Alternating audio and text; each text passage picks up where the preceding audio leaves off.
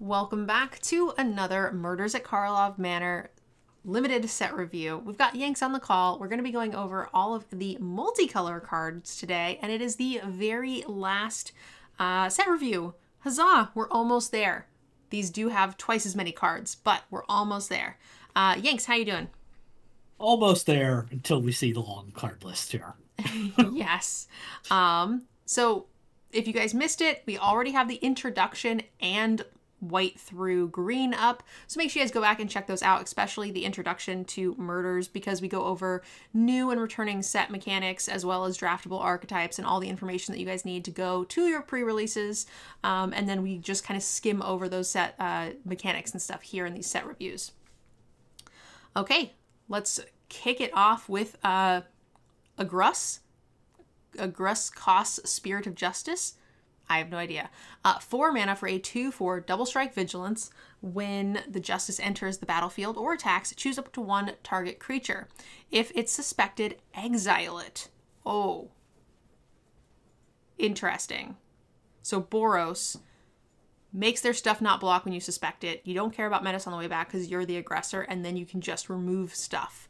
That seems pretty good. Yeah, and then if it's not suspected, you get to suspect something. And then continue to do the thing. It's hard to block. It's got some booty.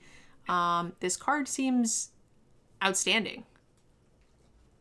Yeah, I will admit this is a character that's been around since original Ravnica, and until right now I thought his name was Argus, not Agrus.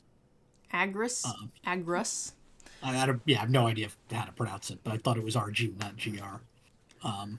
This card's great.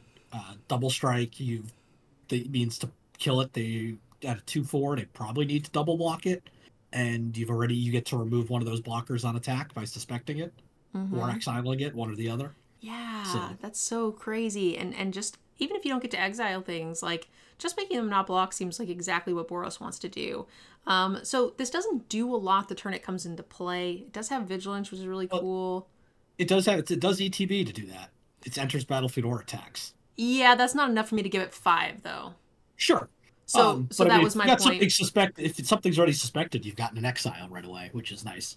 Yeah, if your Boros deck has ways to suspect conveniently, then this goes up massively in my estimation. I still think it's game winning, but I think it is that is the difference between the impact on play is the difference to me between a 4 and a 5.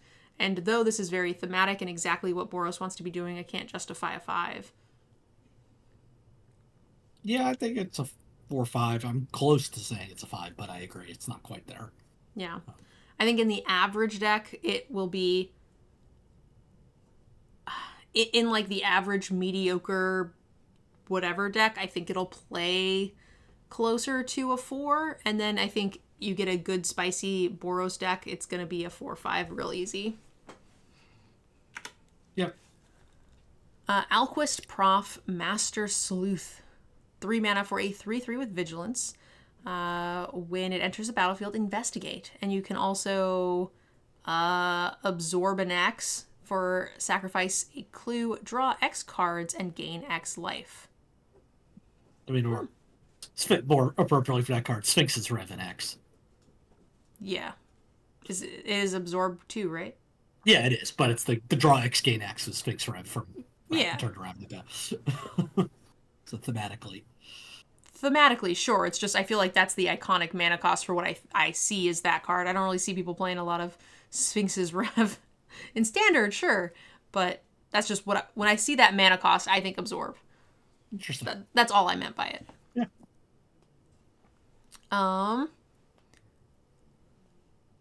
Yeah, it's a fine rate with vigilance all by itself. It replaces he enters and makes an makes his own clue, and then you can just pay more to draw 3/2/3 later. That seems great. This card is a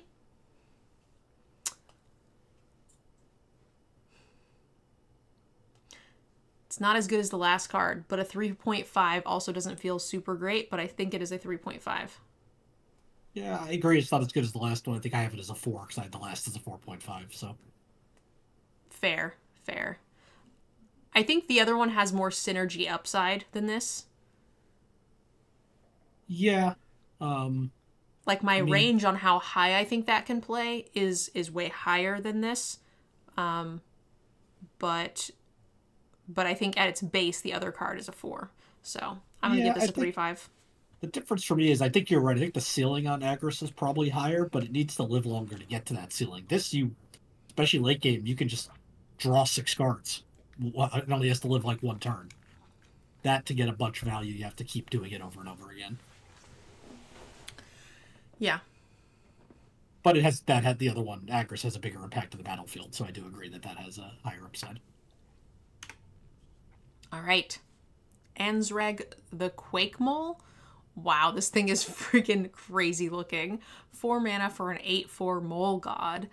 Oh man, when it becomes blocked, untap each creature you control. After this combat phase, there's an additional combat phase, and you can pay a bajillion mana, and it must be blocked each combat if able.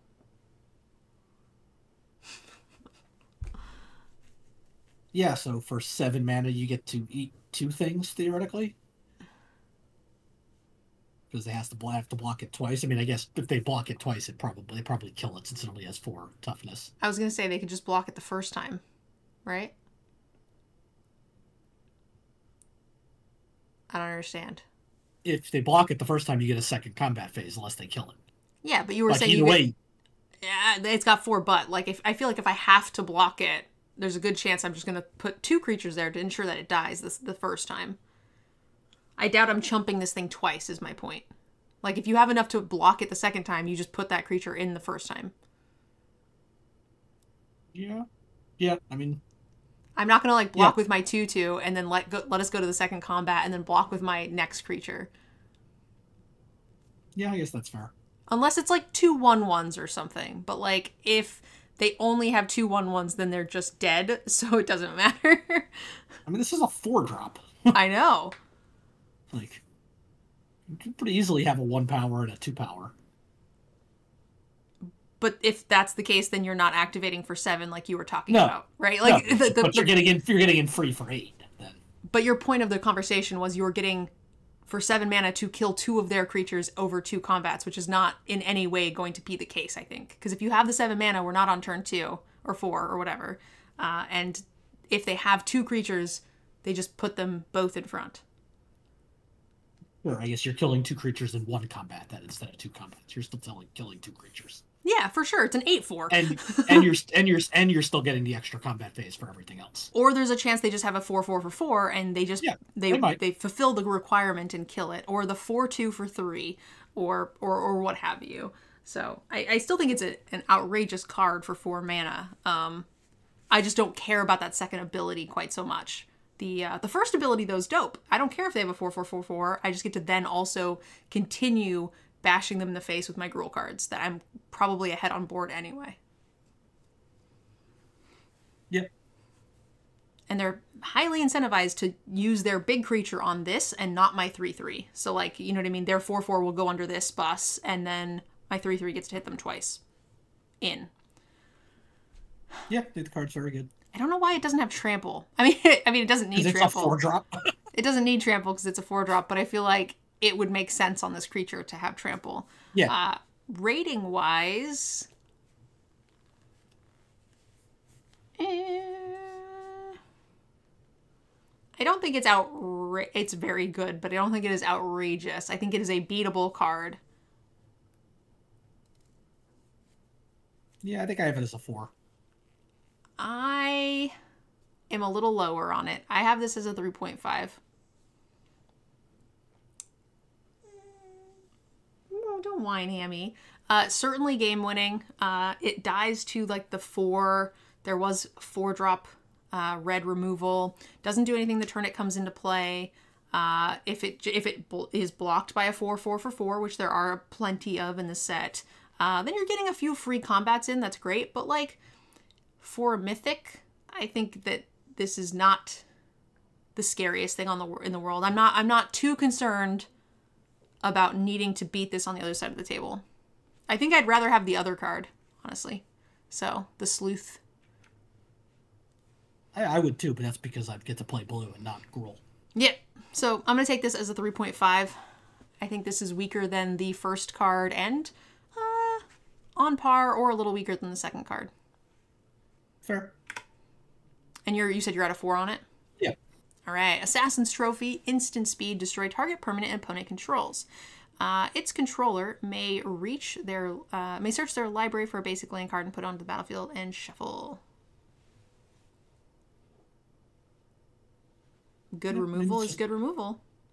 Yeah, I mean you're giving them something, but the flexibility you get is that it can hit non-creatures. And in limited, a lot of times I don't care if they get a land, so that's fine. This is just a 4. Yeah, it's a 2-mana removal spell you don't love having to play on turn 2, because that's when you most care about giving them the land. Is early, but... I'm also very rarely using my unconditional removal on their 2-drop. Sure, yeah, I don't think you are very often, but maybe like on the draw against like the Sleuth on turn 3 if you want to get it off the board. On their turn 3, it feels bad having to kill something that early. I agree. You still do it because I agree. It feels bad, but killing 2 and 3-drop rares and mythics doesn't to me feel bad. So I think that's fine. Yeah. So that's a 4. Aelia, the Law Above. Okay, so this art is less dope than the other Aelia art. No offense, but these 2 arts should have been swapped. Yeah, I agree with that. That other Aelia artist got robbed. 5 mana for a 4/4 flying vigilance haste. Whenever a player attacks with 3 or more creatures, draw a card. Whenever a player attacks with 5 or more creatures, it deals 3 damage to each of your opponents and you gain 3 life. Okay. This is a 5. It has haste. So like it's doing the thing it comes into play, and there's it is reasonable that you will get to draw a card the turn that it comes into play. Yeah, I don't know if I have this as I think I have this as a 4/5 because it still just can die right away to a removal spell, and you have gotten it can. For your, but I feel like mana. I feel like if I have this card and I have the creatures, I'm playing around that. I'm waiting for them to tap out. It certainly can, but I'm giving it the benefit of the doubt of you can choose when to play this. You don't play this into 5 open mana or whatever. And you ensure that you're going to get that trigger on the angel the turn that it comes into play. I'll play other 4-drops, other 5-drops, and just wait for my moment here and make sure that I'm getting that impactful draw card turn. So I'm going to give it a 5. Yeah, I think I'm getting it as a 4/5. And yes, to answer chat, yes, everything dies to removal, but some things, a lot of things nowadays, die to removal and leave something behind. Yeah, like the Kamigawa dragons. Yeah. Or comes into play, kills a creature, and it's a 5/5 flyer. So like, okay, they've removed it, but you've already 2-for-1'd them. That is the makings of a powerful card. Yeah, a 10/10 flyer can kill someone, but it also just dies to a bone splinters on your opponent's turn. That's why Baneslayer Angel is not that good anymore, even though it used to be fantastic. Because you Doomblade it and it does nothing. So yeah, the dies to removal comment is not saying that other things don't die to removal. It is saying that the other things have already done its job or will continue to do its job even after it's removed, like the Kamigawa dragons. Okay. Blood Splatter Analysis, 2 mana for an enchantment. When it enters the battlefield, it deals 3 damage to target creature an opponent controls. Okay, 2 mana for 3 damage to a creature. Fine. Whenever 1 or more creatures die, mill a card and put a Bloodstain counter onto this. Then sacrifice it if it has 5 or more counters on it. When you do, return target creature card from your graveyard to your hand. This is good.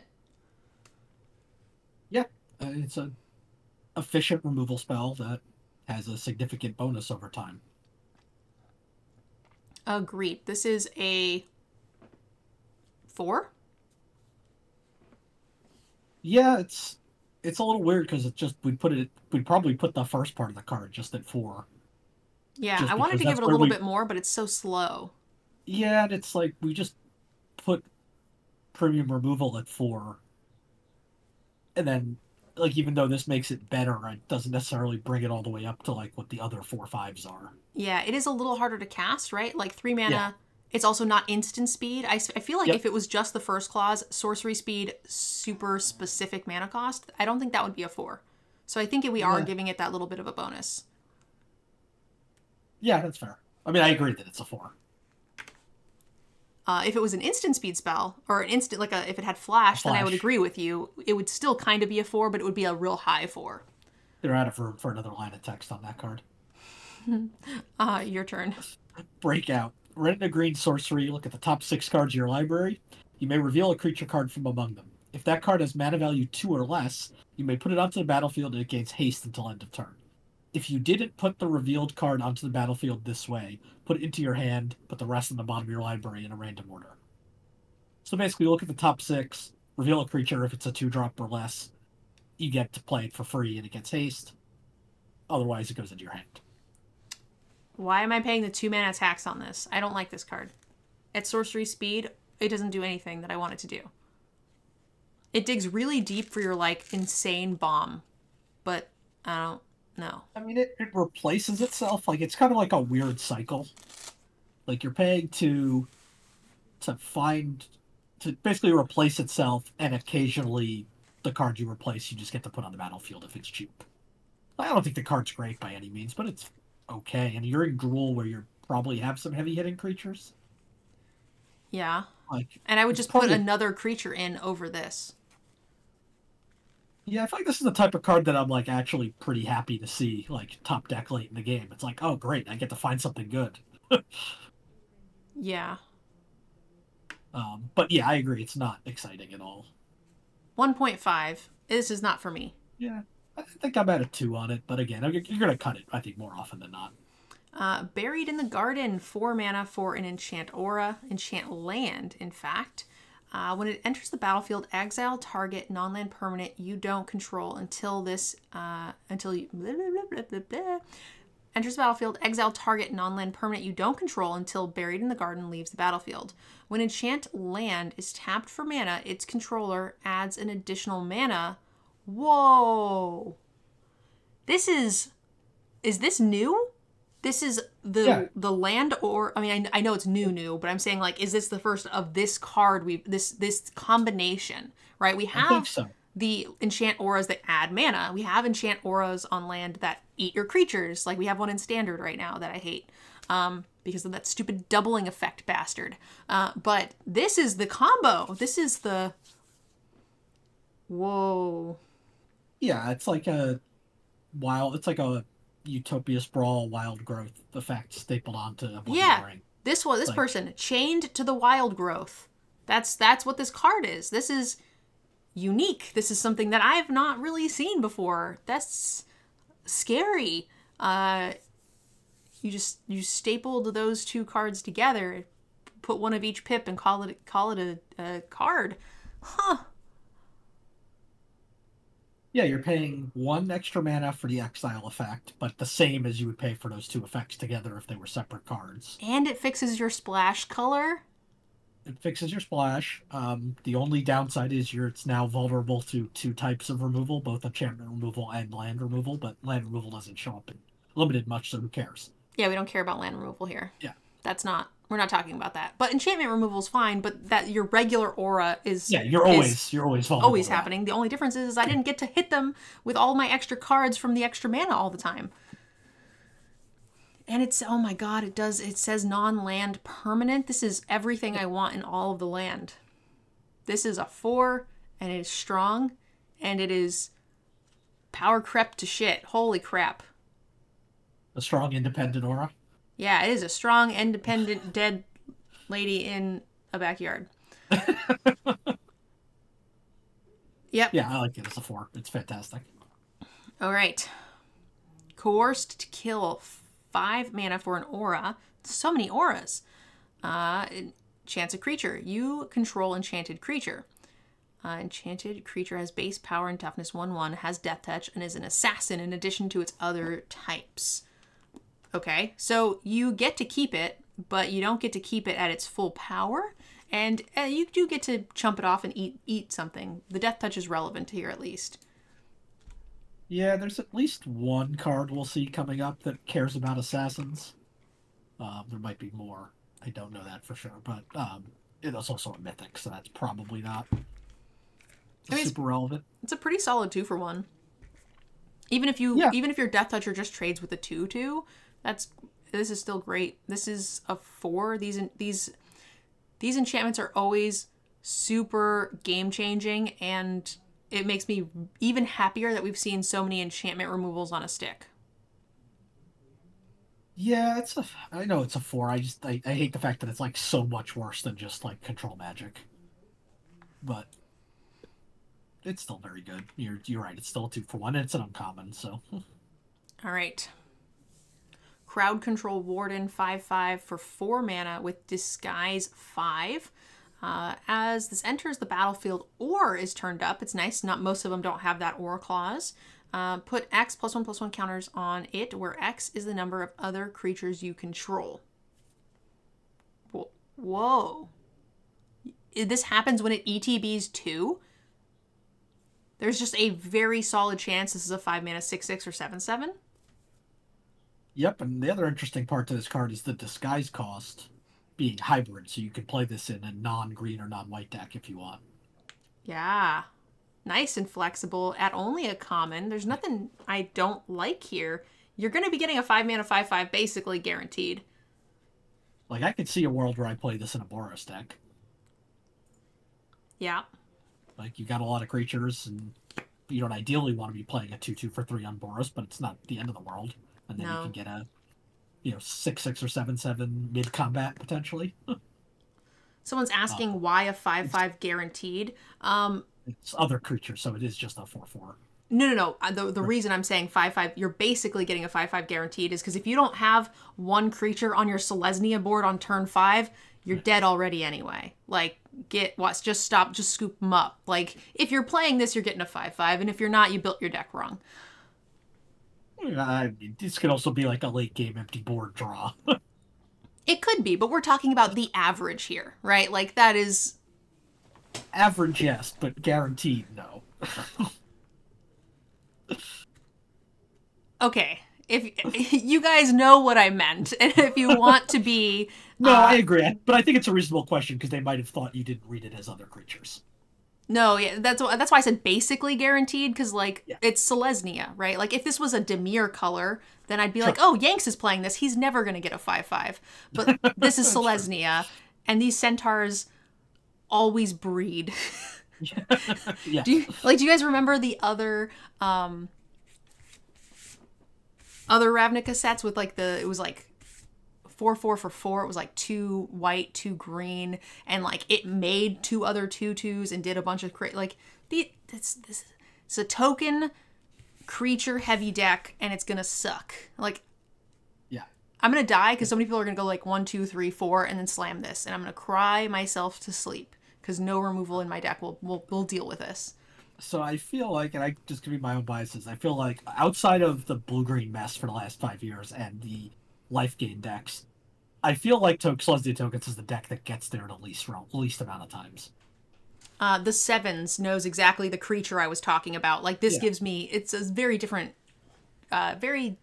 creature and ability, obviously, but the same centaur vibe of, like, you're gonna kick people in the face with infinite number of hooves. I like this card. I'm gonna rate this,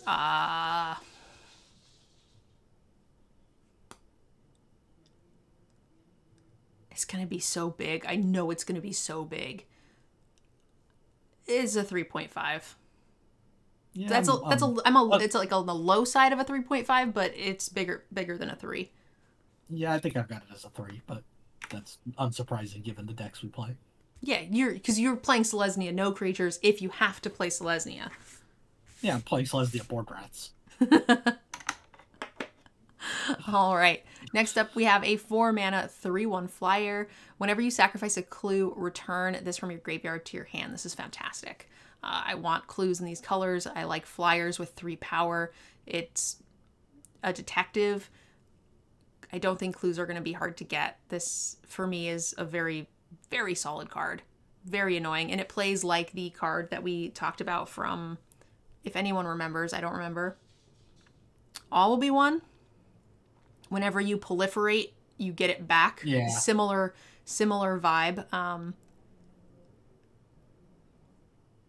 I think this is fantastic. You have to have clues, so I'm hesitant to give it too high. I'm going to say it is a 3 in the average deck that is not clue rich. Yeah, I agree. I think the other thing that concerns me about this card is Dimir doesn't usually struggle for things to do like that are slow and in the late game and value. And this just is, you might just get crowded out with sort of slower cards in Dimir where you need something that's quicker than this. But it is a very good card. Well, I like that it's a good blocker for 4 mana that comes back. And I feel like that's kind of what sometimes Dimir is missing. It's like, you're right, they have plenty of things to do in the late game, but they need things to do early. And I think that that's kind of what this is. You play it, maybe you're the aggressor, but maybe not. You could just throw it under a bus knowing that you're going to get it back, and that feels good. Oh, and yeah, discard fodder. I like that too. Deadly Completion, 3 mana for a sorcery. Choose one or both. Destroy target creature. Put a +1/+1 counter on target suspected creature you control. You may have it become no longer suspected. Great. 3 mana destroy. Maybe you get a counter, maybe you don't. Yep. 4. Yep.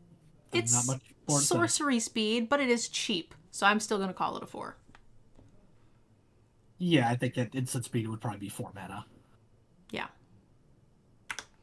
It's just an uncommon. If it was a rare, it would be 3 mana.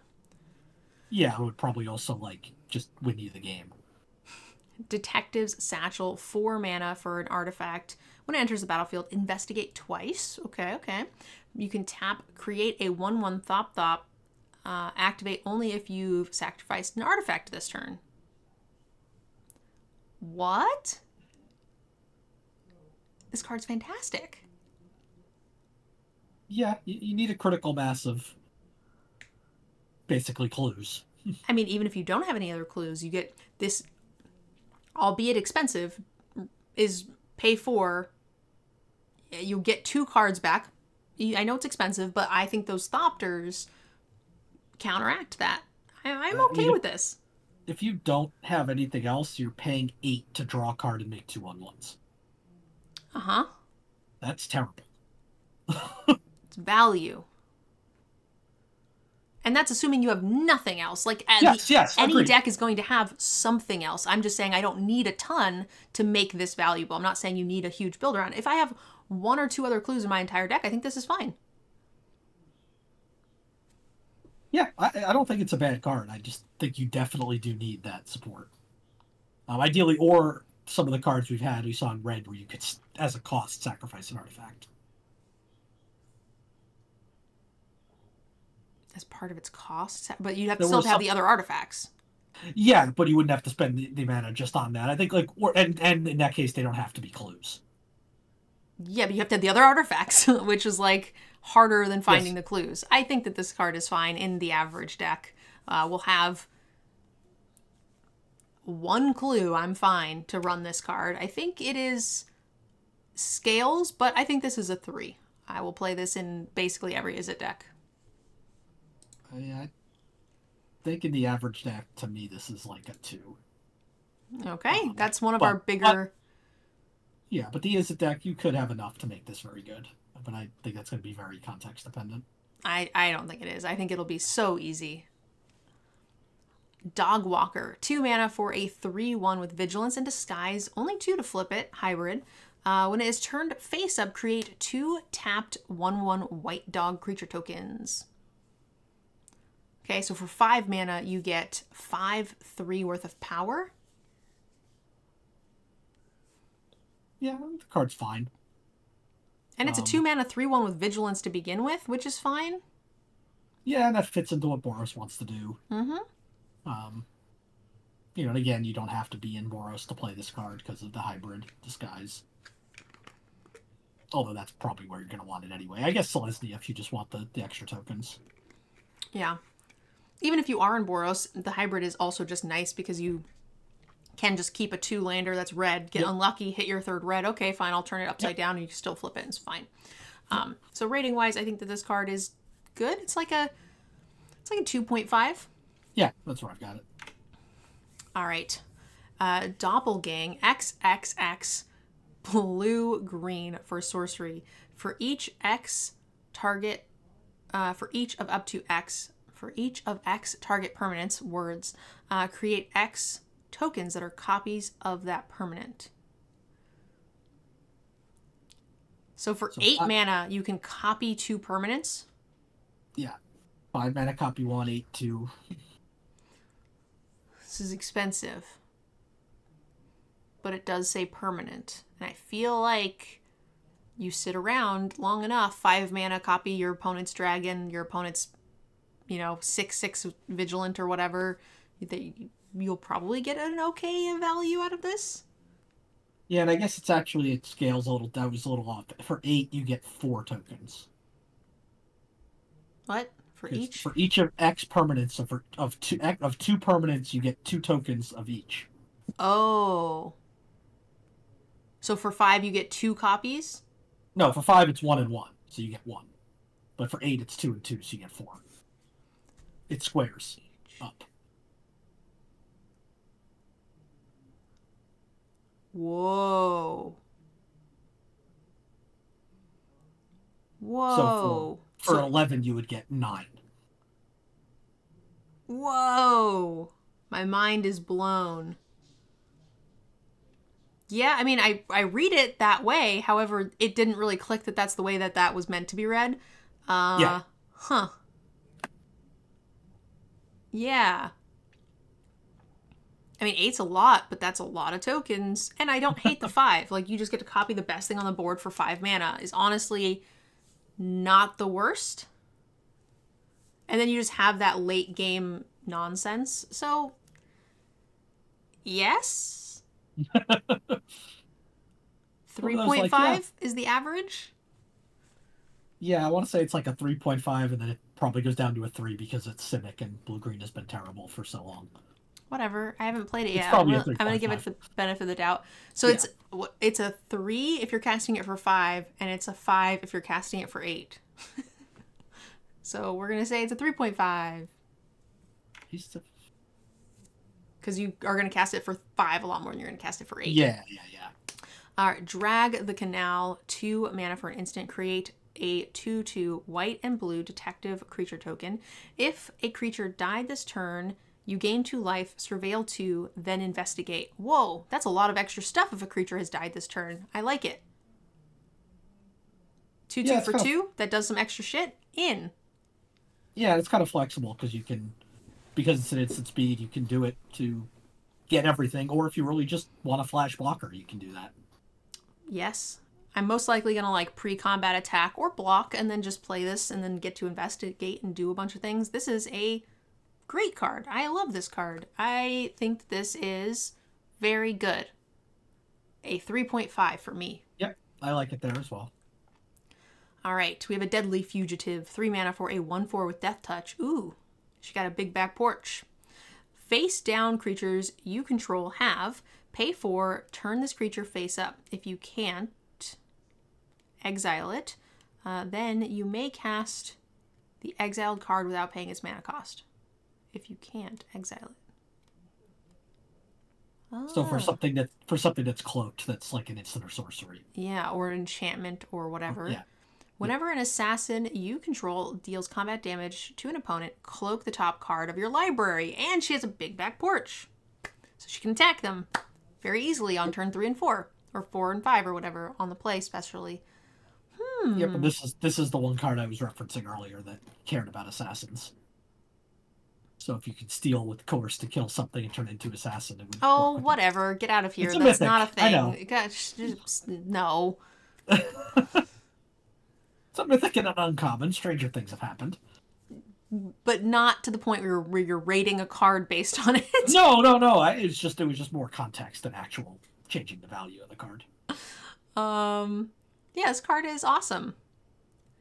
Even if you don't get that extra flippy ability, just getting to continuously cloak a card over and over again when they don't want to block this thing is pretty neat. And even just a 1/4 with Death Touch is also fine rate. It's good to me. I think that this card is A 4. I'm a little lower. I'm at 3.5, but close. I feel like my 4s are like things that can win you the game if left to do their own thing, right? If they're getting to do whatever the card is intending to do, you're going to amass a lot of extra value with this, assuming the card is doing what it can do. I think it has the potential to do that, to be that powerful. Evidence Examiner, 2 mana for a 2/2 Merfolk Detective. At the beginning of combat on your turn, you may collect evidence 4. Whenever you collect evidence, you get to investigate. This card is fantastic. This is everything I want to do in all the land. This is a 3.5. It's a little slow, but it's very powerful. Yeah, I think I'm a little lower on it. I think I got it as a 3, but I do like the card. I do like the design. This was my favorite of the signpost cards. It activates all of those whenever cards leave your graveyard. Collect evidence 4 is pretty reasonable. It animates anything that you have, artifacts that want to be doing things with artifacts. So, As a detective, it does everything. Ezrim Agency Chief? Oh, no. No. Dream Trawler, no. No. Dream Trawler, stop it. We have an Archon detective flying. When it enters the battlefield, investigate twice. Pay 1. Sacrifice an artifact. It gains your choice of Vigilance, Lifelink, and Hexproof until end of turn. Stop it. To be fair, for this to be Dream Trawler, it would have to also, every time it attacks, investigate, so it keeps fueling itself. I understand. But, yes, not happy with this card. There's murdered by being stabbed 1,000 times, and there is murdered by being stabbed 100 times. I don't know if the last 900 really matter. So I don't like it. I don't like it. Yeah, I don't like it either. I mean, I do, because it will be the only creature in my deck, and I'll win with it, but... I want to give this a 5. The reason I want to give it a 5 is because it does impact the board in a meaningful way the turn it comes into play. Even if you play it on 5 and they kill it immediately, you got 2 clues. Now that alone is not quite enough for me to give it a 5. However, you could just play this on 6, and now you have a hexproof flying 5/5. And if you have anything else, it now has hexproof. If you have other clues in your deck, it now has hexproof and lifelink forever, which wins games. So to me, this is a 5. Yeah, no, I'm with you. I mean, it's... As long as you're not playing it on turn 5, you're going to get a 2-for-1 on their removal spells on this, minimum. Yep. And still have a clue left behind. And this is the detective clue archetype. So, like, if you have this and you don't have any other clues, then what are you doing with your deck anyway? I feel like you're just going to accidentally have enough things to make this a pain in the butt. So, to me, this is a 5. No, I agree. Ah, stupid Dream Trawler. Fairy Snoop. We have a 1/4 flyer for 3 mana with Disguise 3. When it is turn face up, look at the top 2 cards of your library. Put one of them into your hand and the other into your graveyard. Yeah, it fuels search for investigations. It is an evasive creature. It's a detective. It does a lot of things. So this is like a 3. Yeah, I like this card. I'm trying to think of what was the name from... Was it Midnight Hunt? You're talking about the 2/2 Organ Hoarder? Organ Hoarder. Yep. The 3/2 that was look at the top 3 instead of top Organ 2. Hoarder, that's right. Yeah. Just kind of reminds me of that, although this has flying. Yeah, no, card's great. I like it as a 3. All right. Next up, we have Tactician, 4 mana for a 3/2 Goblin Artificer. When it enters the battlefield or is turn face up, create a 1/1 colorless Thopter artifact with flying. This is great. I don't even think this needs Disguise. I would just play this for 4 mana, 3/2, make a 1/1 Thop. Yeah, I mean, you're probably just disguising it if you just don't have anything else to do on turn 3. Yeah. Or if you're playing this in a mono blue or mono red deck. Or not mono blue, non red. Yeah, but I see what you're saying, like a Boros deck or whatever. Yeah. Yeah. I think that the rate for the 3/2 and the Thop is good no matter which way you do it, whether you're disguising it or not. So I think this card is fine. I'm never cutting it, so it's just a 3. But it's a low 3. I have to ask, where does Thop come from? I don't know. I feel like I've never heard you say that until this set review. My brain. It came from my brain, and I like saying Thop. Fair enough. Gleaming Gear Drake. 2 mana for a 1/1 flyer. When it enters the battlefield, investigate. Whenever you sacrifice an artifact, put a +1/+1 counter on it. Yeah. Whenever you sacrifice an artifact. That doesn't say investigate, but that's still fine because you're still sacrificing your clues. So it's like one more step. Signpost card. This is a 3. Yeah, I think so. It needs more support than some of the other signpost cards, but it still can get scary quickly if you have the right support for it. Agreed. Okay. The Granite Witness, 4 mana for a 3/2 flying vigilance with disguise 2. When it is turned face up, you may tap or untap target creature. Sure, it's a fine body. It's got vigilance, it's evasive, and it has a little tempo, which is okay. It's just a 2.5. Yeah, as I keep looking at this card, I keep expecting to see the word defender somewhere in there. Just because it's like a gargoyle, but... Yeah, but I mean, 4 mana, 3/2 with flying and vigilance is good, but honestly, it's power crept. Like, this used to be like, holy shit, like this is a 4, but now it is not. It's just good. But everything is kind of good now. They stopped making as many bad cards. Yeah, which is unfortunate.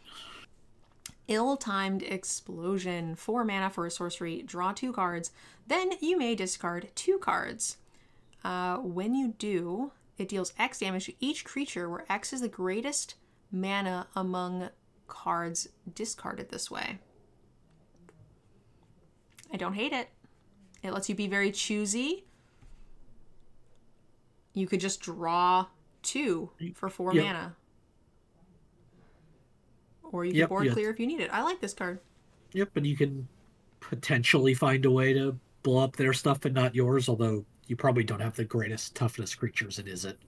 No, but you might have like one, 3-powered creature, and they have a 3-powered creature, but they also have 2 toughness creatures. Yeah. You know what I mean? And you just get that incremental value. You're like, okay, well, I can destroy some of the board and it puts me in a better spot. Plus I got to pitch a 2-drop and get 2 cards off the top and a land, if whatever feels good. I feel like this is going to win games. I feel like this is a 4. And it also fixes the big problem with like board clears, right? Like when you're ahead, it's a do nothing. And sometimes that prevents you from staying ahead, and then you have to board clear. Where it's like, this is like, oh, I'm like crushing you. Just draw 2. I'll continue crushing you. Yeah, I agree. I feel like I'm going to find it hard to do that. Like, to be willing to cast it and give up the board clear in case I need it later. But you're right, that is the problem with rats. And I'm only making that decision when I'm that far ahead, right? And you're pretty happy with it. And then sometimes you're just like, okay, I'll just kill all your 1/1 tokens. Yeah. And that's okay. What was your rating on it? I think I'm at 3/5, only because yes, it's a wrath, but it's a very conditional wrath. Like, I you agree. just might not have a big enough X to deal with a Gruul deck. Yeah. I think my half-point bonus there was just based on the flexibility of like not needing to clear everything or just not needing to clear anything at all. It just feels solid to me. Yeah. Insidious Roots, 2 mana for an enchantment. Creature tokens you control have tap, add mana. Whenever 1 or more creature cards leave the graveyard, create a plant creature token and put a +1/+1 counter on each plant. Okay. Oh, those collect evidence 3s and 4s are looking so good with this. I can't wait to build this deck. It's going to be so much fun. It's a build around. It's very much a build around. I don't know why, but the more I'm seeing these leave your graveyard, collect evidence stuff, the more I think that this deck is going to fizzle. The more you see support for a deck, the more you think it's going to fizzle? I think you're going to end up with a lot of these cards, and then they're all going to be fighting for the same resource, and you're going to end up with some of them that do nothing.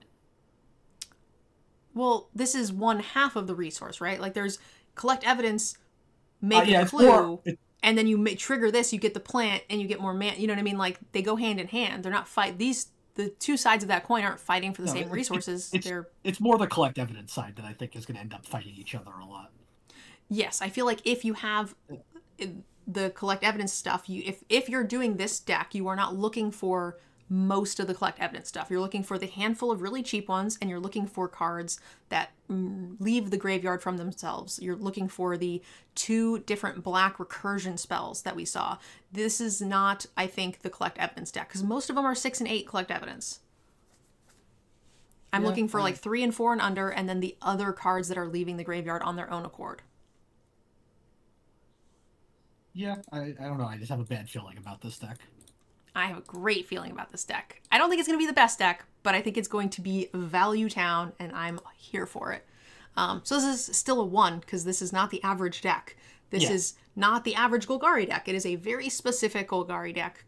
And or even like some sort of like 5-color hodgepodge of control that will remove a lot of cards from your graveyard. Yeah, no, I agree. It's not only is it not in an average deck, it's not for even the average Golgari deck, like you said. All right, so this is a weird-looking card. Izoni, Center of the Web. She's creepy as hell. She's not a spider. But she doesn't look like she's being eaten either, so I'm real confused. Yeah. But she's like a spider mother? I don't know. She's a 5/4 with menace. She's an elf detective. When Center of the Web enters the battlefield or attacks, you may collect evidence 4. When you do, create 2/1 spider creature tokens with menace and reach. You can sacrifice 4 tokens, surveil 2, then draw 2 cards and gain 2 life. So she's an enabler. I feel like if I have 6 mana, I'm able to collect evidence 4 reasonably often. This is fine. Yeah, the card. I feel like mainly because I'll be happy with just playing it and getting the collect evidence once, and I'm already happy. So yeah, seems good. You can sacrifice clue tokens. It doesn't say creature tokens. Yep. It's 4 tokens, so that's True. fine. It can sack your plant tokens, which we just saw in the previous card. So like, yeah, this is good. I mean, it's a bit of a build around. I think the average deck is going to be like solid, but then you could kind of go over the top and build around this card. What are you thinking rating wise? It's at like a 3/5. I think it's strong because you don't need a ton of collect evidence to make this card good. You need a ton of it to make it great, but it's still going to be good. Yeah. I wasn't even really thinking about the attack trigger. I was only thinking about the ETB and then the draw. But, like, you're right. You could just make a bunch of spiders, and she's hard to block, so... yeah, I'm here for this. I think it's a... with the attack trigger, I'm tempted to give it a 4. I think I will. I'm going to give it a 4 just because that's the, like, if left to do its thing over long periods of time, it can win games. And I think that that's what this is. Yeah, this is just, for me, it's falling to my inherent tax on this archetype that I don't think is going to come together. Fair enough. Judith, 5 mana for a 3/4 human shaman. Whenever you cast an instant or sorcery spell, choose 1. That spell gains Death Touch and Lifelink, or create a 2/2 red imp creature token with when this creature dies, deal 2 damage to each opponent. I feel like I almost always want this to create a 2/2. Because black spells are usually unconditionally killing things, and red spells, maybe I want Lifelink, but I feel like I want a 2/2 more. I mean, Shock to kill a 6/6 is pretty nice. Yeah. There will be times where you want that, but I'm saying more often than not, like where your removal is pairing up super well. Oh, for sure, because it's not just for removal; it's any instant or sorcery. So yeah, most of the time you're going to want the latter, but I think you'll want the top part a decent amount on red spells. Yeah, I don't know how you have to have a bunch of shocks, right? Like I'm thinking more often than not, your removal is good enough anyway, because removal is just good. But if you have a bunch of low stuff, yeah, certainly. I just don't tend to find that I'm running a ton of shocks in a format in which those don't work on their own, if that makes sense. I think it depends on the matchup. Like, I think you're right. You're going to be playing shocks and bolts and stuff that are good on their own, but sometimes you play against Gruul and you struggle to find ways to kill their big things. Kaya Spirit Justice, 2 white and a black for a 3 loyalty planeswalker with a shit ton of text. Her static ability says whenever one or more creatures you control and or creature cards in your graveyard are put into exile, you may choose a creature card from among them. Until end of turn, target token you control becomes a copy of it and has flying. For +2, Surveil 2, exile a card from your graveyard. Ooh. I like that word now. For +1, create a 1/1 white spirit creature with flying. Okay, it's good ability for a +1. And -2, exile target creature you control. For each other player, exile up to 1 target creature that player controls. That's a kind of commandery thing, but like you can exile your flyer to exile their thing. Yeah. But this is not unconditional removal like Kaya's typically are. Yeah, although I guess the -2 does also trigger the static, which is interesting. Whenever one or more creatures you control and or creature cards in your graveyard are put into exile, you may choose a creature card from among them. Until end of turn, create a token that's a copy of it. Yeah. So, like, you could play something and then exile it to give one of your to give it, like, pseudo haste because you've turned a token into it. You play something and then exile it. I see. But that doesn't... No, because if you play a creature and you exile it, it isn't being exiled from the graveyard, right? It's whatever one you control or in your graveyard are put into exile. Shit. Yeah. I misread that. Huh. So if they exile your creature as part of their removal spell, you just get a copy of it? Yeah, till end of turn. It's kind of cool.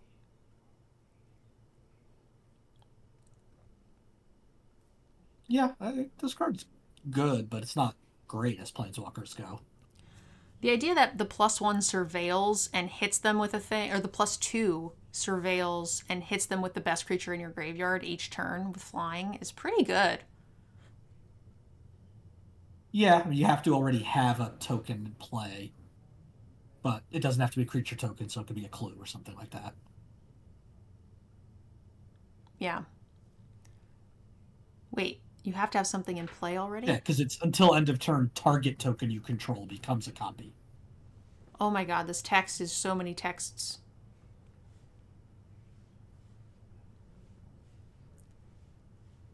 Yep.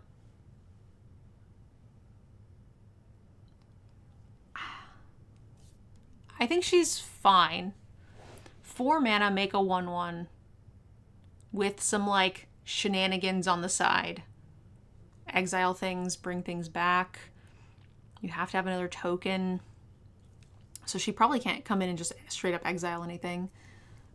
She's slow and grindy. I think this is a 4. Yeah, I'm trying to think what, like, the play pattern is here. It's like +1, make a token, then +2, and turn that token into something out of the graveyard for a turn. Or if you have a crappy creature or a something that's like locked down, it's just -2 and exile that in one of their things. Yeah, that's all pretty good, but it's not busted. No, I think it's fine. So yeah, I like it as a 4. It's gonna win the game if left to sit there forever, and then you win. And I think that's what a 4 is. It's not gonna impact the board massively the turn she comes in. Kellen. We have a 4 mana 3/4 with adventure. Investigate. You may play an additional land this turn. I like it. It also is a flying vigilant. Whenever it attacks, destroy up to one target artifact. If you control that permanent, draw a card. Huh. Yeah, so and you get to blow up their things or just get a discount on your clue draw. Yeah. And also it replaces itself early. It ramps into himself, right, on 2 if you have nothing better to play. And also a 4-mana 3/4 flyer with vigilance is good. Yeah, for sure. I like this card. I think this is a 4. Yep, agreed. It's a great rate. All right, a 2-mana 2/3 with reach. When it enters the battlefield, destroy target token an opponent controls. It's a great rated creature. I think this is a 3. Yeah, the ability is kind of whatever, but it's not nothing. I'm just playing it for its rate. Yeah. Kylox, Visionary Inventor. 7 mana for a 4/4 with Medicine, Ward 2, and Haste. When it attacks, sacrifice any number of other creatures. Then exile the top X cards of your library, where X is their total power. You may cast any number of instants or sorceries from among them, among the exiled spells, without paying their mana cost. I feel like this card's pretty bad. Yeah, I mean, I'm sad because I want the art on this card to be playable, but I'm not paying 7 mana for this. Yeah, it's too expensive. You just don't tend to have enough instants and sorceries in your deck to the point that you would have to exile so much to make sure you hit.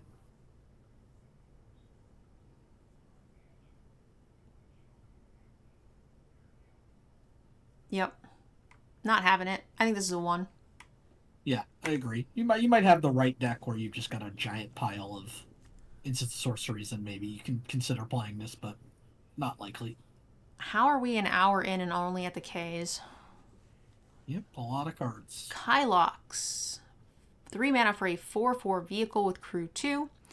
Collect evidence 6. It becomes an artifact creature until end of turn.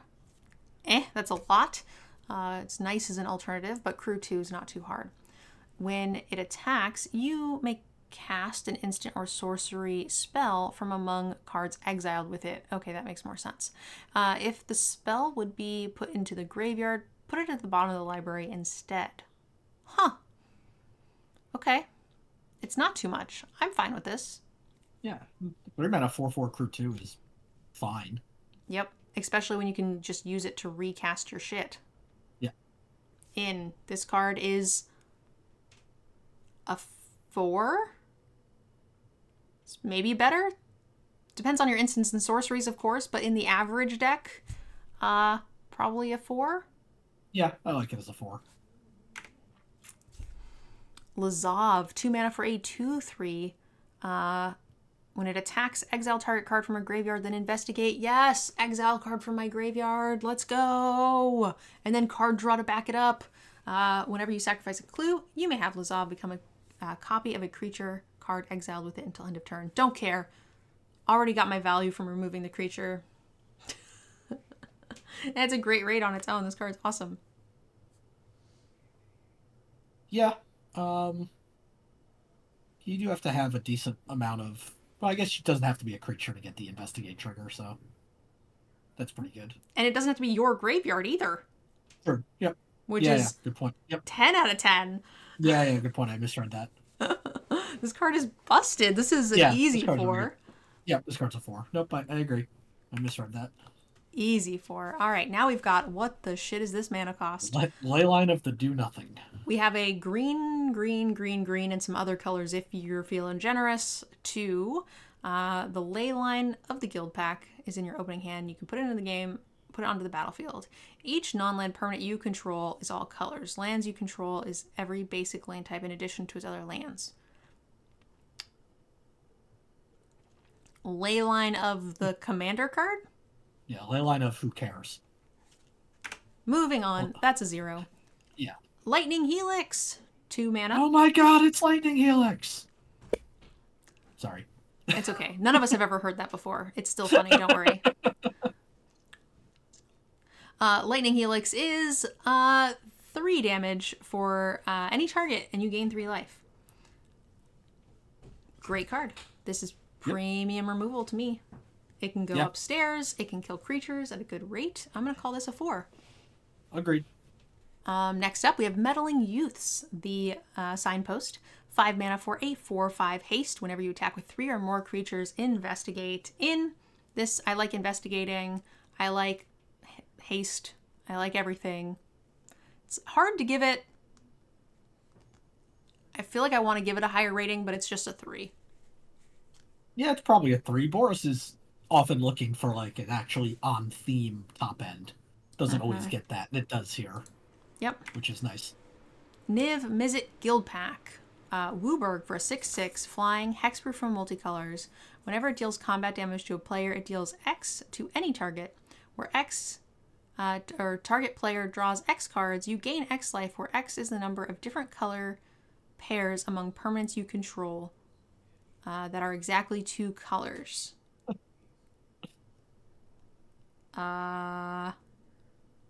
Deal X, draw X, gain X, where X is the number of different guilds that you have represented.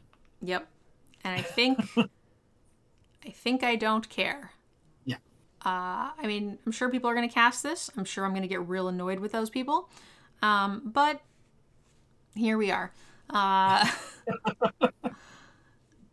It's like, if you have enough of those green-white removal spells that also are Utopia Sprawls.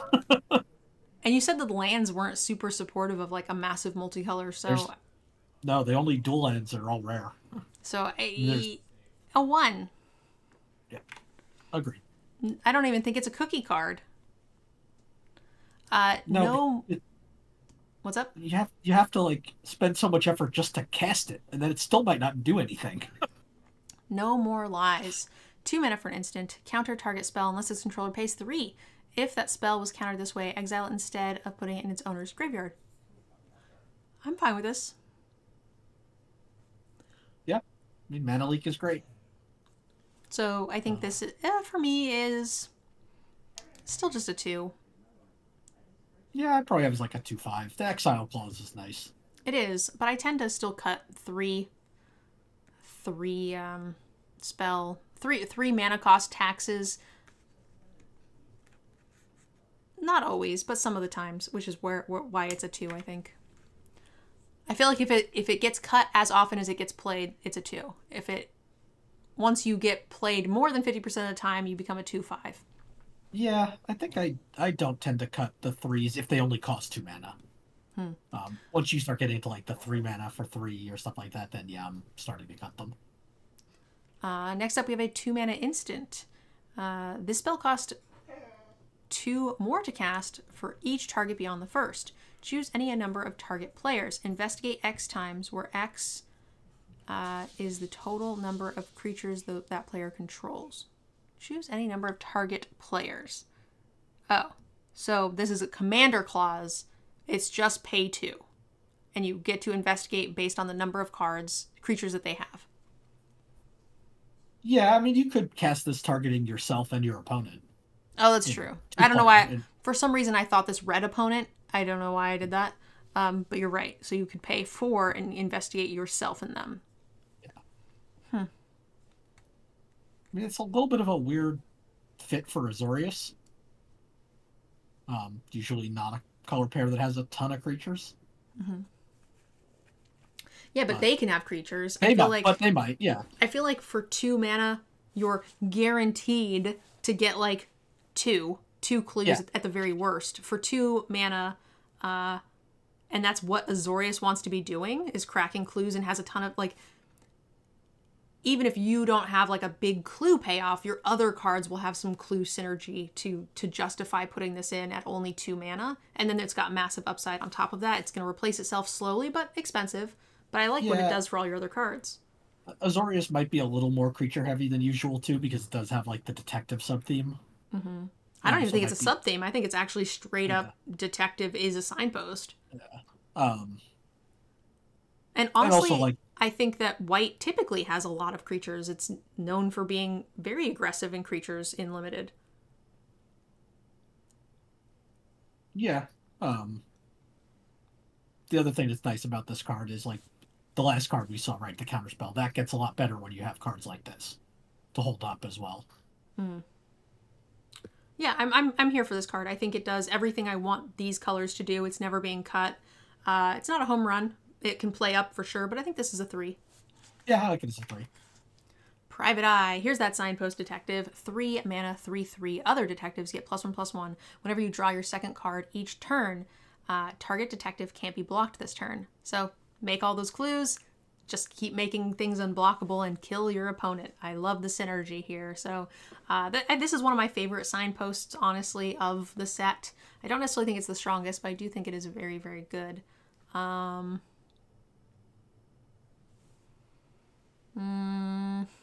want to give it a good score. I want to give it a big one, but it probably shouldn't deserve it. But can't help myself.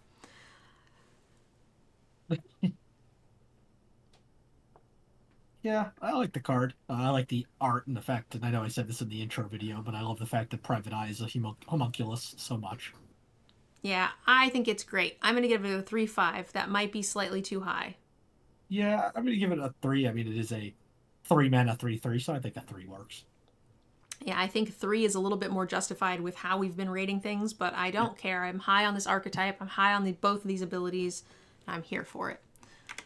You got your eye on it? I do have my eye on it. Rakdos, Patron of Chaos. 6 mana for a 6/6 flying trample at the beginning of your end step. Target opponent may sacrifice 2 permanents. If they don't, you draw 2 cards. 4.5. Yep. It is more than a 4, because if they destroy it on their turn, you've already gotten that big value. It is not a 5, is because if they do remove it the turn, like before your end step, then it does nothing. And my 5s have to do something, even if they are immediately answered. Yep, I agree. This is getting close to that 5 level even without that, but because of that, it's not quite there. Because the ability is so good. If it had, for me, it's missing like just that smidge, like ward, discard a card or something. And it's like, oh, okay, you've 2 for 1 in for a 5. But like, this is not a locked 2 for 1. I'd even be tempted if it just had ward for mana, like where it just making it harder than it already is to kill. Yeah, because it's a 6/6, right? So anything that can kill it means that you probably didn't leave up enough mana for ward 2. Yeah. I think I would agree with that there. And I'd have to maybe go back and see how many things kill this at instant speed at 6 toughness, right? Like, maybe that number is smaller than I think, and I'm willing to give it that bump. Yep. I know there's a X spell that's a common for black. Yeah, there's a few. There's a few black cards that kill it easily enough. How many, like, at common and uncommon? There's a murder. There's murder, yeah. Straight up murder. Yeah, it's a 4.5. There's enough things that are going to kill it at instant speed to where you don't react. At a reasonable cost, yeah. All right. Rakish Scoundrel. 4 mana for a 3/3 Death Toucher. When it enters a battlefield or is turned face up, target creature gains indestructible till end of turn. Disguise 6. 4 mana 3/3 with Death Touch is fine. The flip is fine if you are in that late game or only in one color. This is like a 2.5. Yeah, I mean, the fact that you get the trigger on ETB as well is nice.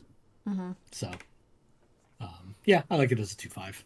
Relive the Past. 7 mana for a sorcery. Return up to 1 target artifact card, up to 1 target land card, and up to 1 target non-aura enchantment card from your graveyard to the battlefield. They are 5/5 elemental creature tokens in addition to their other types.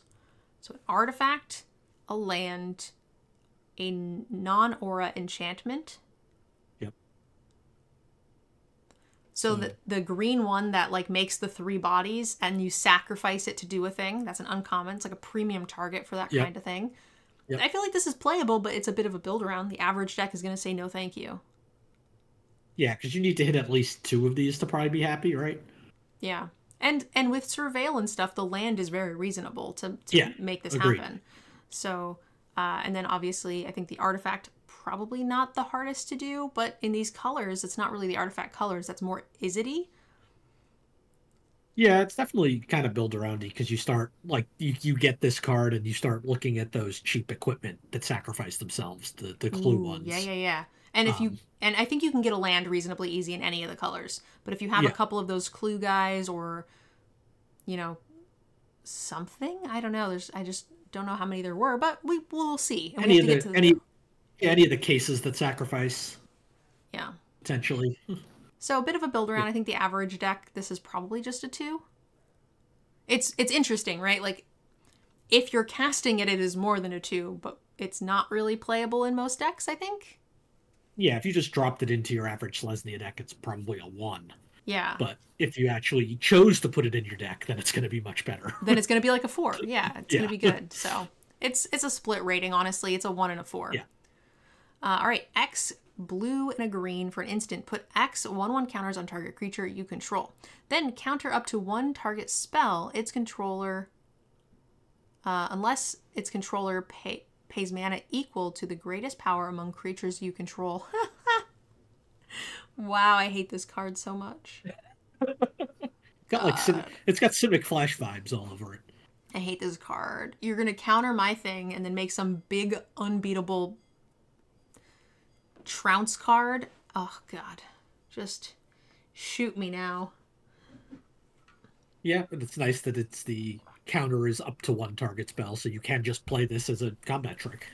Hopefully they have no cards and no creatures in play. Yeah, true. In response, bounce your thing or kill your thing, and then just it bricks the whole thing. Yes. I want that so bad. I want to punish them. I want to punish them. Yeah, I guess if you got rid of their only creature. Yeah, that's what I meant. Like, yeah. If in that situation, then you just like, right in the kidneys. I live for that moment. I cannot wait. Please let me shiv them in the kidneys. One time this set, just once. I do like the release notes on this card, just in case you were wondering. If you control no creatures, this is resolving. The amount of mana the target spell's controller must pay to stop their spell from being countered is 0. They can choose not to pay 0 and have the spell countered. Really? Yes. I'm going to lose to that on Arena. Because it's going to say, do you pay? I'm going to say, no, it's 0 or whatever. Hopefully that's one of the ones that has the, like, are you sure? I hope so. I'm going to need the are you sure. Cool. I can't wait to shiv someone in the kidneys with this. I'm less excited to die to it, which I'm sure will happen more often, but it's okay. We're just gonna pretend like that part doesn't happen. This is a good card. This is a great card. It's gonna kill people. Honestly, you just need to hold open 3 mana a good chunk of the time, and it's super flexible. Late game, it gets better. Sure. God, what a tempo beating. The tempo alone is like, I'm just gonna give this a 4 because it's gonna kill people. Yeah, what was the flash counter creature in the Civic Flash one? Like green, blue. The Frilled Mystic? Frilled Mystic. I mean, the tempo from that was always such a beating, and this is way easier to cast, and can turn something. Yes, you already have to have a threat, but it can make a bigger threat. Yeah. All right, Riftburst Hellion, 7 mana for a 6/7 with reach and disguise. It's just a baby. 6 mana to flip. It's just a vanilla creature with, well, it's a reach. Feels vanilla these days. 2.5. It's a biggin if you need biggins. Yeah, it's just got the nice disguise benefit of being able to put a 7-drop in your deck without really inflating your mana cost. Yep, I'm here for it. Rune Brand Juggler, 2 mana for a 2/2. When it enters battlefield, suspect up to 1 target creature. You can pay 5 to sacrifice a suspected creature. Target creature gets -5/-5 until end of turn. Cool. Suspect your 1/1 or 2/2 or whatever. Rakdos aggro them, and then when it's no longer any good, then you just sacrifice, blow up the creature. It's okay. It's a 2/2 for 2. That's got some upside and some flexibility. I don't think it's the best signpost, but I think it's fine. It's like a 3. Yeah, it can target itself. for the suspect, so and then sacrifice itself if you need to. Absolutely. I like it as a 3. Sanguine Savior. 3 mana for a 2/1 flying lifelink with disguise. When it is turn face up, another target creature you control gains lifelink until end of turn. That's fine. I mean, I feel like I would rather just cast this for 3 more often than not. Would too, although I feel like this might be the one so far that I'm most interested in sticking in, like just on a mono white deck or a mono black deck. Oh yeah, for or sure. non Orzhov deck. So I do like that option. But yeah, you're most of the time I agree. I think you're playing this face up. I think this is a 3. Yeah, just because of that flexibility. My instinct was 2.5, but I do think probably the flexibility makes it a 3. Yeah, my 3 marker is like like I'm not cutting this card. Like I agree it's not like the most powerful thing, but if I'm in these colors and it's not getting cut, it's a 3. Yeah, I guess the one downside is we are in a Thopter set. That's true. But I don't think there's that many though. Like it does to me doesn't feel like a true Thopter set. I feel like they only sprinkled in some Thopters just to make it so clues weren't so obnoxious. Yeah, that makes sense. And it's a fantastic card to have around for like combat tricks and things like that. Like this is the sort of card that works great with that. Like there was the good Thopter uncommon that made you sack a Thopter every turn, and then there was the artifact that you said you almost didn't even want to play. You gave it like a 1. Yeah. So like I gave it a 2. There was the uncommon goblin that made 1 Thop. Yeah, there weren't a huge number. Yeah, so I think that I'm willing to still give this the benefit of the doubt, especially because those decks also incentivize you sacrificing those Thopters. True. Shady Informant, 5 mana for a 4/2. It deals 2 damage to any target. When it dies. Disguise 2. Or Disguise 4, sorry. Words. It's too expensive. Okay. I think it's fine, but it's like a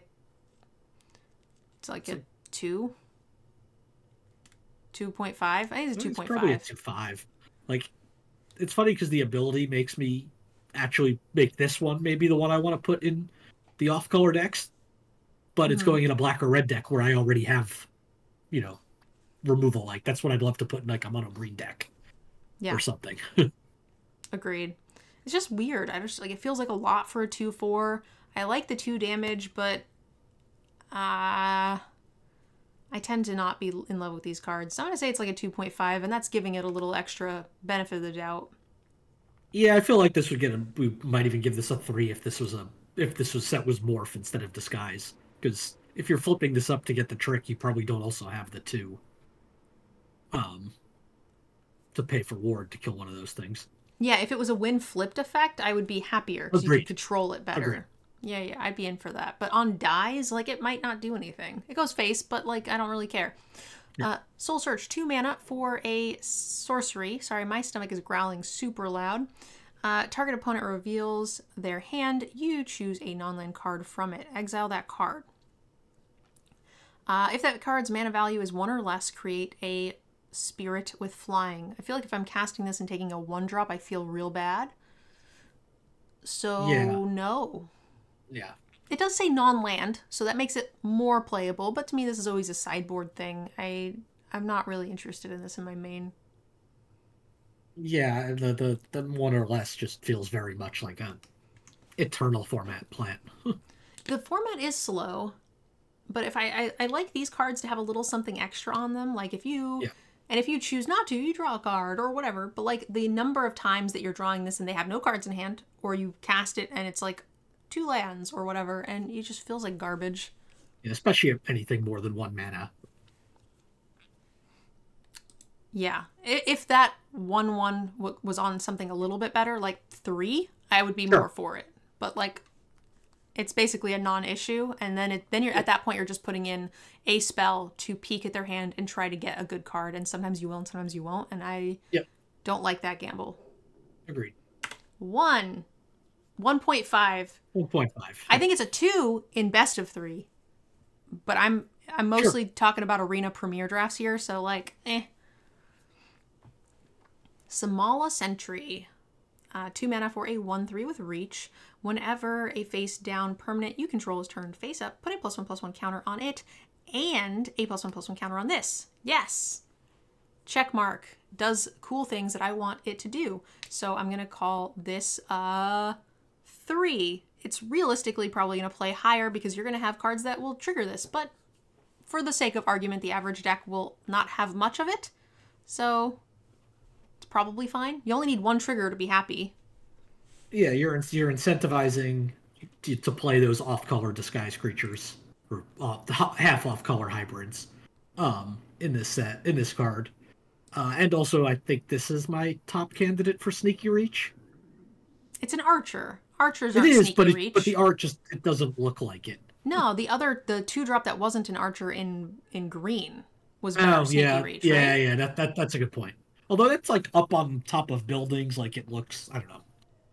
But you're probably right. You're probably right. At this point, if you don't know archers have reach, then you deserve to get shot in the face. Rating wise, I think it's a 3. I think it's a 3. All right, Teysa, 3 mana for a 2/3 with Death Touch at the beginning of your end step. Investigate for each opponent who lost life this turn. Yes, please. Whenever a clue you control is put into a graveyard from the battlefield, create a 1/1 white spirit creature token with flying. This ability triggers only once each turn.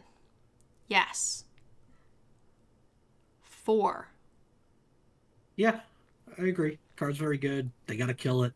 Not that it probably blocks well. Not that it probably comes up, but it's like whenever a clue is put to a graveyard, so you don't have to actually sacrifice it, so it gets destroyed somehow. Mm-hmm. You still get the trigger. It's once each turn, so you can do it on your turn and their turn. Yeah. And you can just play it on 5 and you automatically get your thing, and then you have like a good trade plus a Thopter. And you get to investigate a bunch. It replaces itself and does things. You play it post-combat after making an attack that they were like, yeah, I'm not going to like risk your combat trick or whatever. And you're like, haha, gotcha. Yep. Yeah, so it's good. It's going to replace itself. I think this early too, I'm not super worried about finding the opportunity to get that clue, to get my value before they untap and kill it. So this to me is good. If it's left, it's going to be a 4. Yep. Tin Street Gossip, 4 mana for a 4/4 with Vigilance, and it can tap to pay to make 2 mana to cast face down or turn them face up.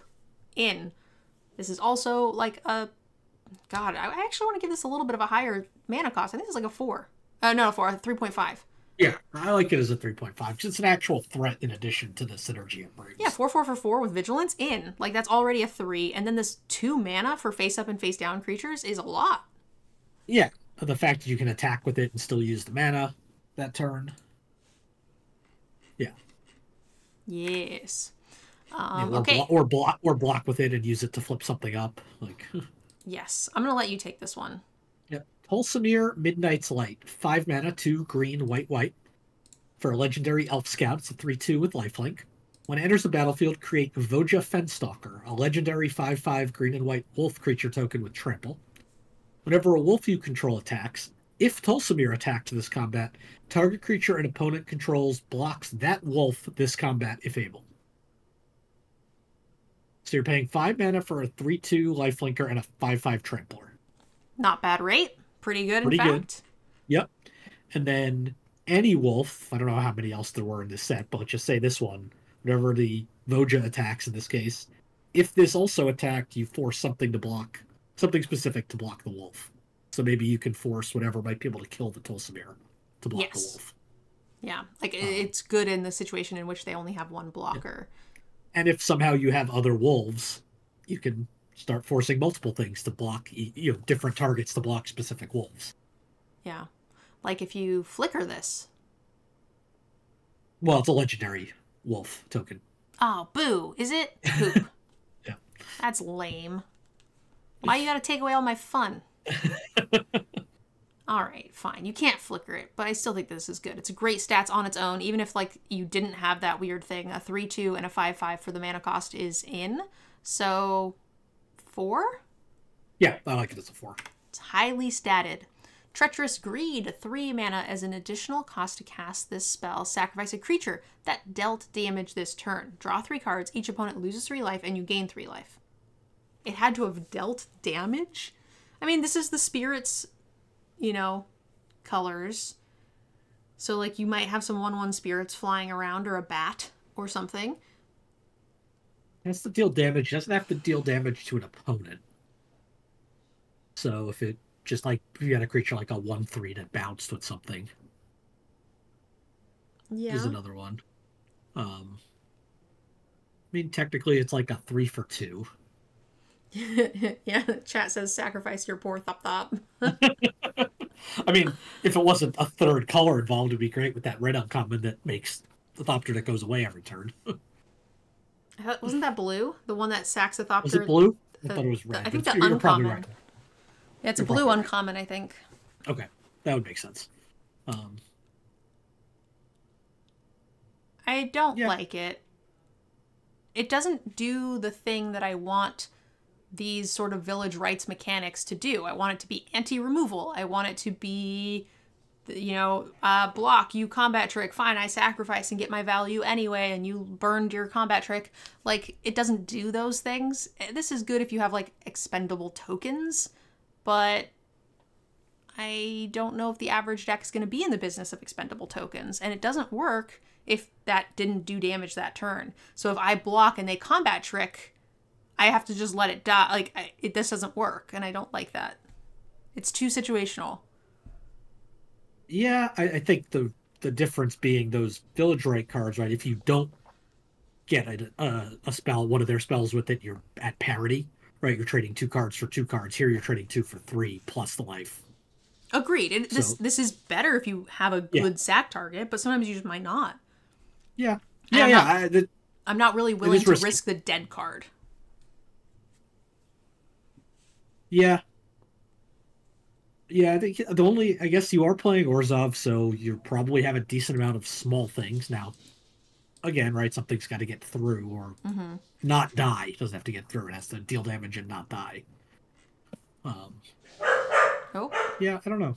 This is like the power level is definitely there, but it is risky. Yeah. And like I said, some decks, if you have Thopters, if you've got spirits, then sure, we're putting this in. I just don't know that I like it in the average deck. So for me, it's a split card. It's like, it's a good card that's going to get cut. And I'm going to call it a 1.5, and I'm going to call it a 3. Yeah.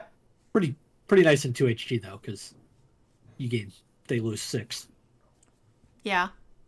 I might be willing to sack a slightly better card for 6. Yeah. Tristani, 3 Whispers. 3 mana for a 4/4. Target creature gains Death Touch till end of turn. Target creature gains Vigilance till end of turn. Target creature gains Double Strike till end of turn. This is not a tap ability. It happens the turn it comes into play. It's insanely god-statted for 3 mana. I mean, I'm going to say that this is an impactful card the turn it comes onto the battlefield. Yeah, it's at least in these colors, because you should have other creatures. Yeah. It is effectively 1 colorless green-white, which is nice, because the hybrid is effectively colorless in a Selesnya deck. Yep. And then the Vigilance ability also is effectively colorless, which is nice. So yeah, it's pretty nice. I mean, Double Strike and Death Touch combined is nasty. Costs a lot. You're pumping a lot of mana into something at that point, but it's just the threat of activation there is scary. Yeah. Can you imagine? It should have been if it was Trample instead of Vigilance. Yeah.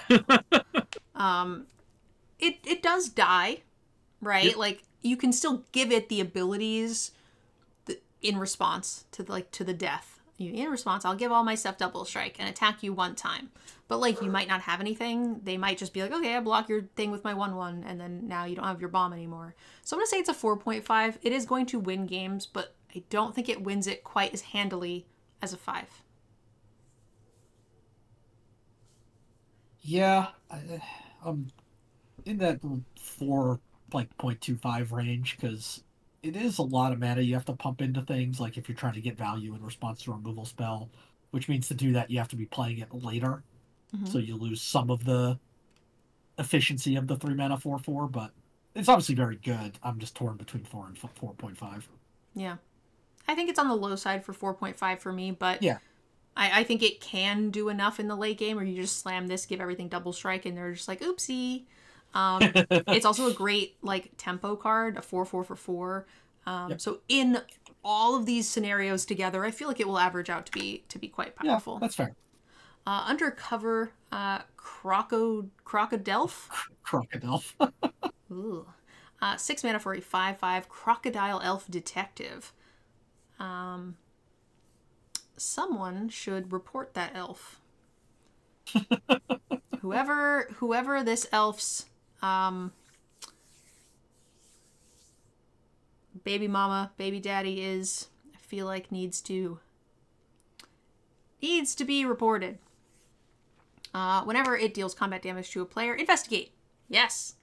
It's a 5/5. Those tend to hit and not be blocked easily. And you can also disguise it for 5, which means you can flip it, get 5, and get a card. Or investigate, but a roundabout card. This card's fine. I think I'm not cutting this card. No. It's like very inefficient for everything it does, but that's fine because you're getting all the different choices. Yeah. And it only It's common. Yeah. It's fine. I feel like it's a low, but it's a 3, but it's a low 3. Yeah, I think I'm at like the 2.5 range, but it's not far off. Okay. 4 mana for an instant. Mythic instant. Okay. As an additional cost to cast a spell, collect evidence X, where X is the total mana value of permanence this spell targets. Destroy up to 1 target artifact, 1 target creature, 1 target enchantment, and 1 target planeswalker. Where X is the total mana value of the permanence it targets. Okay, I like this. It's expensive, collect evidence-wise, but if you're casting it early, those things are probably cheap. If you're casting it late, you probably have the cards in your graveyard, especially in these colors. So, good.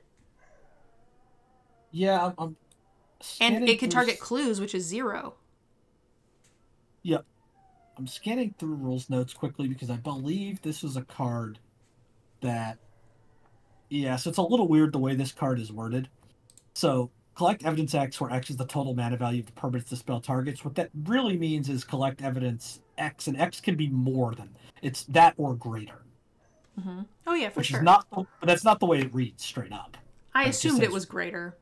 Yeah, but that this is just another one of the, like, reading the card does not explain the card. Where X is the total mana value of permanence. Yeah, you're right. It should say X is the total mana or greater. Or yeah, now really it's just like it's built into what collect evidence means. Yes. But that's confusing. Agreed. Yeah, I mean, this is good. Yeah, this is great because you, unlike some of these cards like Decimate, I think, which is a very old card, you don't actually have to have one of everything to target. Mm-hmm. Which was the problem with that card. Like, this can just be a 1-for-1 if you want it to be. And that's fine. I feel like it will be a 2-for-1 most of the times, and it like the downside is like a creature and a clue. Yep. You know, if you get a creature and their removal aura, great, like banger. And then anything more than that's like, you know, shooting for the moon. It's not likely going to happen, but I'm still okay with that. And getting rid of the clue to me is essentially getting rid of a card, and I think that's good. I think it's a 3.5. Yep, I agree.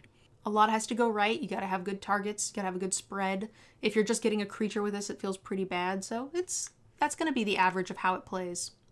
One thing that is cute is that all of the disguise cards, their mana value is 0. Ooh, that is cute. But also, I really have to pee. No more cute facts. Vanifar. I'm kidding. You can cute fax us. I'll just cry. 4 mana for a 3/4 Elf Ooze Wizard. What? How do you have an Elf Ooze? That doesn't even... All right. At the beginning of combat on your turn, choose 1, cloak a card from your hand, or put a +1/+1 counter on each colorless creature you control. Each! It says. Yes! Yeah. And this is where you get that green uncommon, or the green common that just like, look at the top 4, put 2 of them upside down, and then you play cards like this, ooh. Ooh. And this is the beginning of your combat. So I'm going to say that this is putting a pretty, like, you have to play around, obviously, removal. But on turn 4, they probably didn't leave a ton of mana open. You're automatically getting that 2/2, or better if you happen to be later in the game and have a bunch of stuff already in. I'm a little hesitant to give it a 5, but, like, it meets some of those requirements. I think it's a 4/5. Yeah, I think it's a 4/5 as well. This is the sort of card that you open early and you start taking off-color disguise cards. Kind of like a secret plans from anyone that was playing Khans of Tarkir recently. If this was Cloak from the top of your deck, it would be a 5. Yeah, agreed. All right. War Leader's Call. Hey, it's the art that we're looking at here. 3 mana for an enchantment. Creatures you control get +1/+1. Whenever a creature enters the battlefield under your control, it deals 1 damage to each opponent. That's cool. I like anthems.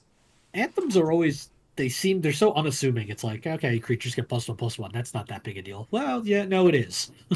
especially Boros had a lot of ways to keep their hand filled. Like the case. I know you didn't like that case, but like that case to like continue to do the thing, it punishes you way less for running cards like this, right? Sure. Because you're like, oh, maybe you don't have enough creatures to like finish the job, but like Boros has been getting better at refilling its hand. Yeah, and sometimes Boros' issue is they can't get those last couple points of damage in because you're playing against the green deck that's got much bigger creatures now to block. Well, and they've stabilized. Yeah. Here's a couple pings to get those last few. Yeah. I like this card. I think it is. I mean, obviously you're in Boros if you're trying to do this, so it's kind of hard to rate it in like an average not Boros deck because Boros be doing Boros things. So. Also, I feel like this is the card you particularly most want to open in 2HG. Yes. It's busted with a dog walker. Oh yeah, for sure. Yeah. It's gonna be so good. There wasn't as many like Tinker's Toe. Like we did have dog walker, but it didn't feel as wide as some of like the last set did with all of those like 1/1 gnomes. But I want to give it a high score, but it's probably in the average deck a 3.5. Yeah, 3.5 is what I've got. All right.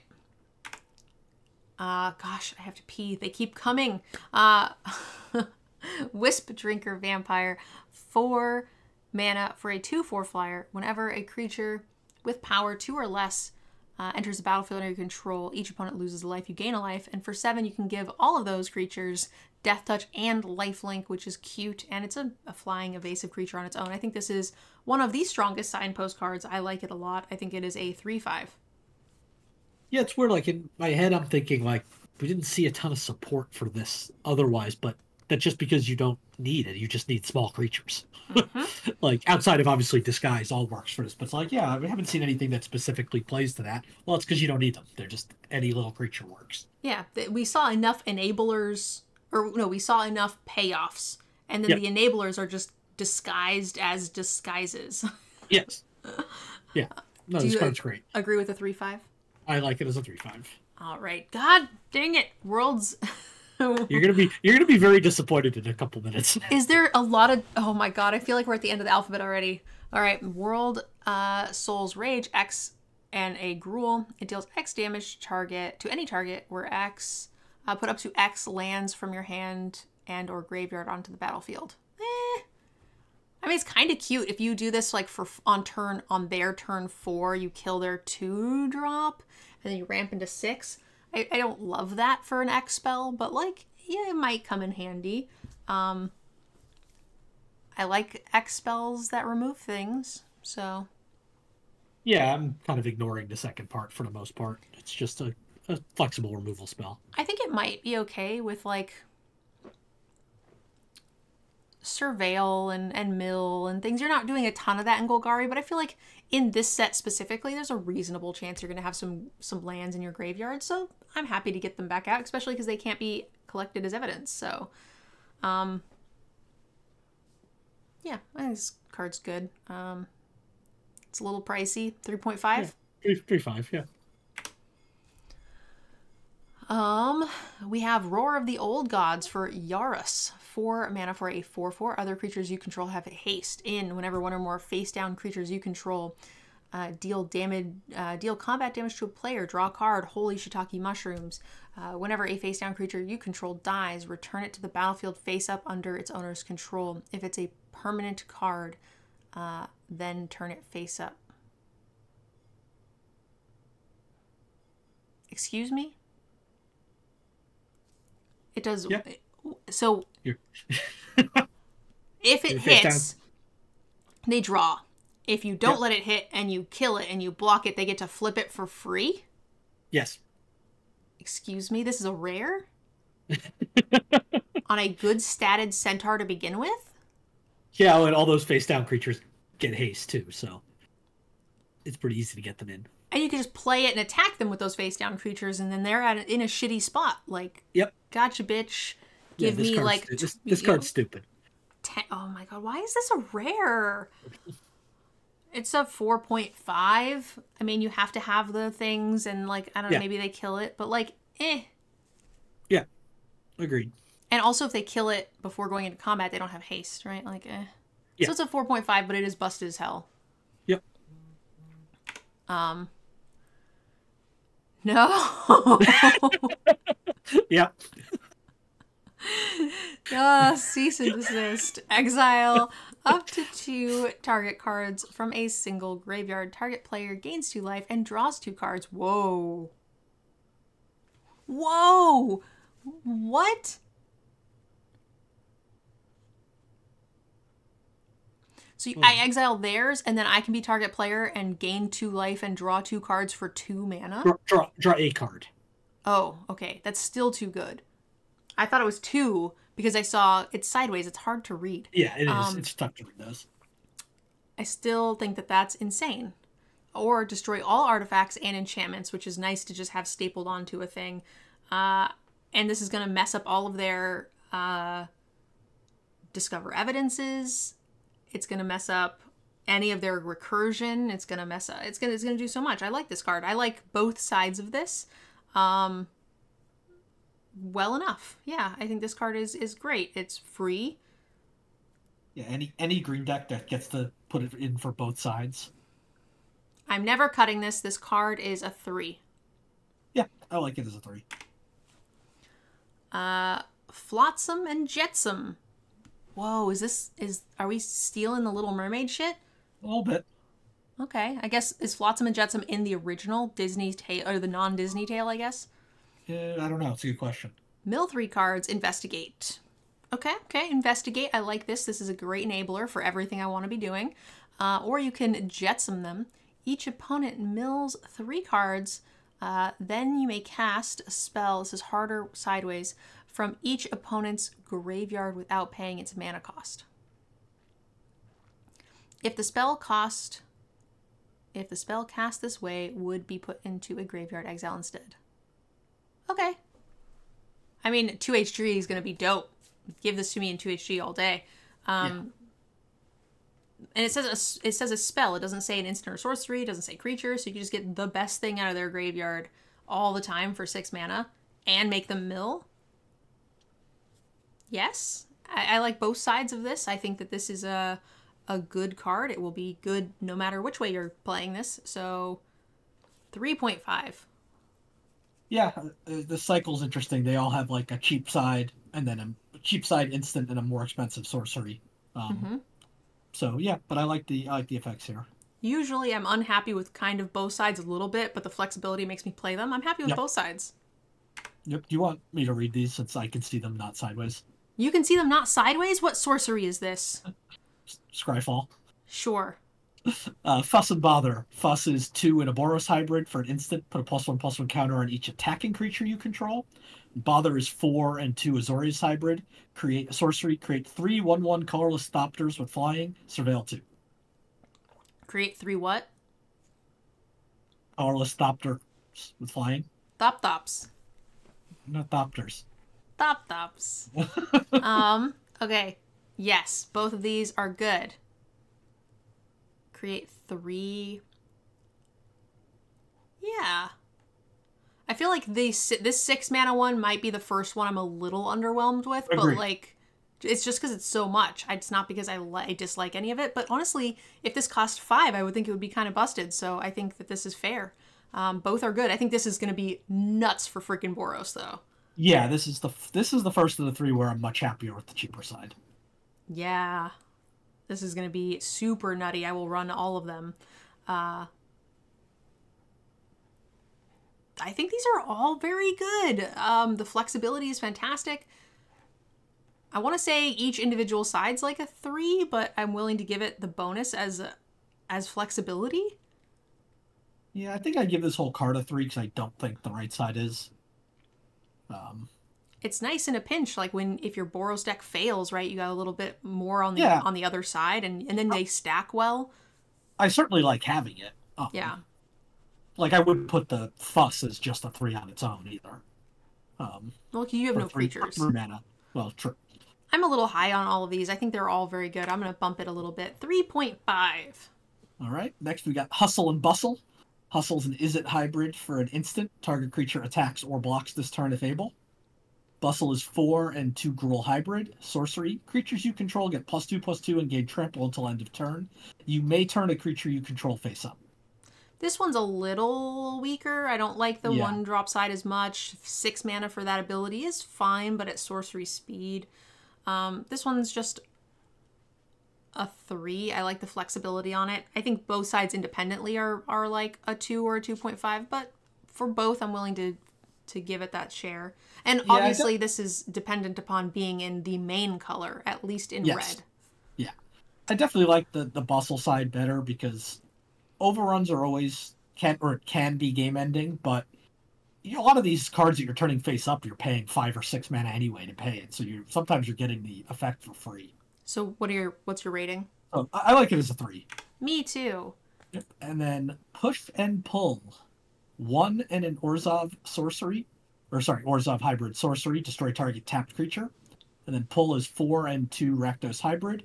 Sorcery, put up to 2 target creature cards from a single graveyard onto the battlefield under your control. They gain haste till end of turn, sack them beginning the next end step. That's going to end games. Yep. 3.5. I mean, honestly, it's a 4. I think it's a 4. I'm willing to give the push a 3.5, and then I like the other side, so I'm gonna give this a 4. I like this as a 4.